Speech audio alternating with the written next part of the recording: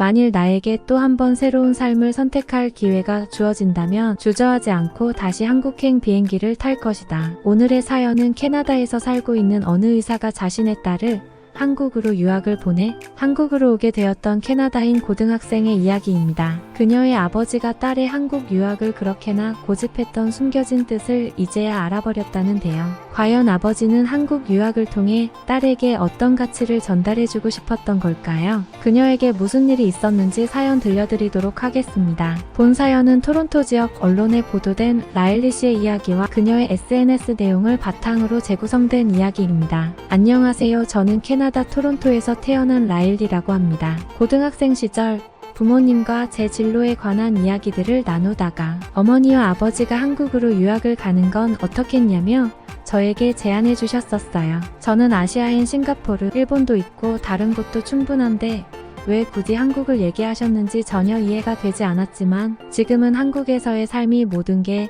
새롭고 신기하고 즐겁기만 합니다. 이제 저도 어엿한 성인이 되어 한국 상황의 경험을 살려 앞으로의 인생을 설계해 나가고 있는 과정에 있어요. 지금은 신촌에 있는 대학교에 진학했고 현재는 이곳에서 학업을 이어나가는 게 저의 목표입니다. 한국으로 오기 전 저는 다소 소심한 성격이라 친구가 거의 없었어요. 학교나 도서관 등 어디를 가더라도 항상 외톨이 같은 생활을 했습니다. 하지만 제가 유일하게 좋아하는 건 책을 읽는 것과 공부였어요. 물론 제가 책 읽는 것과 공부를 좋아하는 배경에는 의사이신 아버지의 영향도 많이 있습니다. 이런 성격이던 제가 처음부터 한국 유학을 생각했던 건 아니었죠. 제가 고등학생 시절 학교 적응을 힘들어하는 걸 지켜보던 아버지는 다소 조심스럽게 저에게 한국으로 유학을 가보는 건 어떠냐고 제안을 해주셨어요. 다른 나라에서 견문을 넓히고 세상을 좀 더 크게 둘러보며 너에게 엄청난 도움이 될 거라고 말씀해 주셨었죠. 하지만 저는 그 제안을 단번에 거절했어요. 당시에는 너무나 말도 안 되는 이야기였거든요. 제가 사람들 속에 적응을 잘하는 학생이었다면 아버지의 유학 제안을 좋아했겠지만 저는 현재 다니는 학교에도 잘 적응하지 못했는데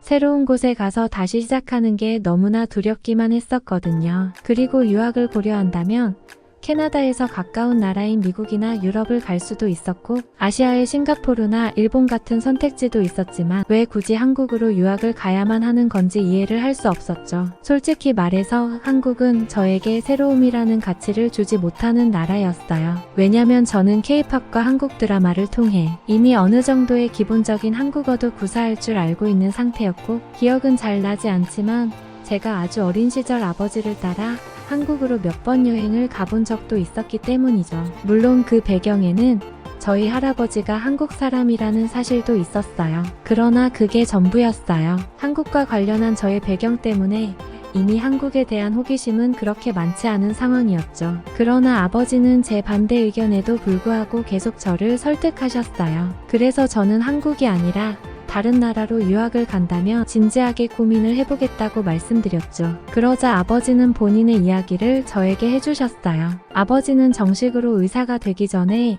의과대 학생이었던 시절 할아버지의 권유로 인해 한국 시골으로 의료봉사를 다녀오셨어요. 아버지는 25년 전에 한국은 지금과 같이 잘 사는 나라 중 하나였지만 그때 당시 도시가 아닌 시골에 거주하는 어르신들은 비싼 약값과 병원까지의 거리도 멀었고 교통도 마땅치 않아 치료 시기를 놓치는 등 다소 열악한 상황이었다고 설명해 주셨죠. 하지만 꼭 아버지가 아니더라도 누구든 할 수 있었던 일이었지만 아버지가 직접 의료봉사를 통해 겪은 여러 가지 경험을 통해 배운 것들로 인해 현재 의사로서 한층 더 성장할 수 있었다고 하셨죠. 또한 당초 2개월로 의료봉사 계획이 잡혀 있었지만 한국에서의 생활이 너무나 특별해서 1년이나 한국에 머물렀다고 해요. 그러면서 아버지가 한국에서 머무른 1년간의 시간 동안 앞으로의 인생에 대해서 명확한 생각이 들었다며 꼭 좋은 성적과 친구들과의 좋은 관계가 인생의 전부가 아니라고 말씀하셨죠. 25년 전에 한국은 너무나 특별했지만 지금의 한국은 더 눈부신 발전을 해서 전 세계인 누구도 모르는 사람이 없다고 얼마나 좋겠냐며 남은 학창 생활을 꼭 한국에서 보냈으면 좋겠다고 말씀하셨어요. 저는 아버지의 소중한 경험들을 전해 듣고 진심을 느꼈고 지속된 설득으로 결국 한국으로 유학을 가기로 결정했습니다. 물론 할아버지 친척들의 집에서 유학 생활을 하는 것도 나쁘진 않았어요. 평생 볼 수 없을 거라 생각했던 가족들을 보는 것도 새로웠고 제가 잘 적응할 수 있게 친척들께서 도와주신다는 말씀도 해주셨기 때문에 큰 걱정은 없었죠.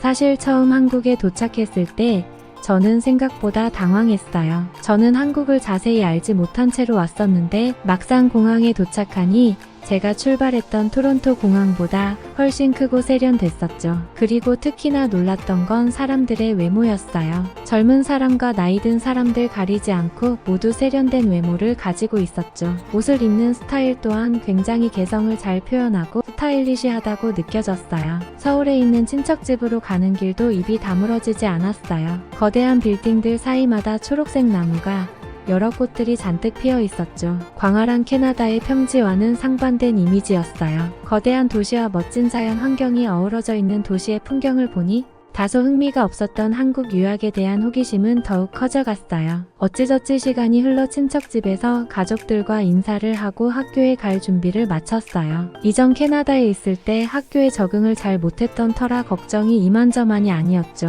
한국 학교 학생들과도 잘 지내지 못할까봐 안절부절하며 학교에 처음 공부를 하러 갔어요. 하지만 한국의 학교는 제 예상과는 너무나 달랐어요. 지나가는 학생들마다 외국인인 저를 신기하게 쳐다보고 말을 걸어오긴 했지만 나쁜 뜻이 아니라 모두 저에게 미소를 지으며 반응을 해줬습니다. 그것도 얼마 시간이 지나니 모든 학생들이 저를 다룬 한국 학생들과 똑같이 대해주며 약간은 서운한 감정이 들 정도로 저는 적응을 잘해버렸답니다. 물론 제가 한국어를 일상 대화 수준밖에 구사하지 못해서 수업 시간은 다소 어색했지만 친구들과 급속도로 친해져 버린 저의 학교 생활은 저에게 너무나 새로움과 특별함을 주었어요. 친구들과의 매일매일 즐거운 시간을 보내서 빨리 늘어버린 저의 한국어 실력은 덤이었죠. 그 당시 저를 친절하게 대해준 친구들에게는 지금도 항상 감사하고 있답니다. 제가 학교에 적응을 잘할 수 있었던 두 번째 이유는 바로 공부였어요. 캐나다에 있을 당시에도 저는 공부를 꽤나 좋아하는 편이었고 유일한 취미는 독서밖에 없었어요. 그래서 나름 성적이 높을 거라 생각을 하며 한국 학교에 왔지만 저는 정말 충격을 받았죠. 기본적으로 한국 고등학생들이 배우는 수학의 몇몇 부분은 캐나다 대학생들도 어려울 정도의 난이도였어요. 이렇게 수준 높은 공부를 매일 하면서 특히나 한 명도 빠짐없이 공부에 몰두하는 학교의 분위기는 저의 성격과 너무나 잘 맞았죠. 모두들 함께 최선을 다해 노력했고 놀 때는 정말 재미있게 놀았었거든요. 저는 언어도 통하지 않는 낯선 환경에서 살아가야 한다는 생각에 아버지를 다소 원망하기도 했었지만 한국 생활을 1년쯤 했을 때는 그 생각이 틀렸다는 걸 깨달았어요. 많은 친구들과 재미있는 생활도 있었지만 약간 농담을 하자면 무엇보다 좋은 건 잔소리하는 부모님으로부터 떨어져 나만의 생활을 한다는 것이 너무 즐거워요. 하지만 한국으로 유학을 보내주신 아버지께는 이런 기회를 주신 것에 대한 감사함을 항상 가지고 있죠. 지금은 한국에서의 생활이 2년쯤 되었어요. 저는 아버지가 왜 그렇게나 이곳으로 저를 보내려고 설득하셨는지 어렴풋이나마 이해를 하게 되었어요. 캐나다와 다르게 치열하게 살아가면서도 따뜻한 정이 있는 한국에서의 생활은 저를 철들게 했죠. 앞으로의 꿈과 미래에 대한 확고한 생각도 가지게 되었어요. 캐나다에서 소심했던 저는 정말